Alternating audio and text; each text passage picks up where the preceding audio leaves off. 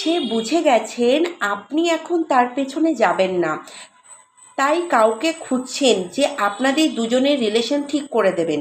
এই পার্সেন্টের ফিল হয় সে নিজেই এই রিলেশন ঠিক করার চেষ্টা করেনি, আপনি কোনো কমি রাখেননি।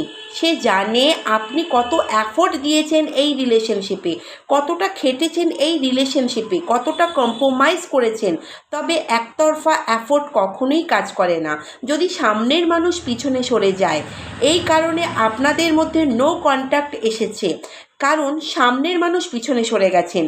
যেমন ফ্যামিলি ইস্যু থাকলে সে ফ্যামিলিকে চুজ করে নিয়েছেন, ফ্যামিলির সাথে ফাইট করেননি, যেই সিচুয়েশানই থাক না কেন এফোর্ট দেননি তা ঠিক করতে। এখন আপনার পার্টনার ফিল করছেন যেই খারাপ সময় সে আপনাকে দেখিয়েছিল সেই টাইম ফিরে তার কাছে চলে এসেছে।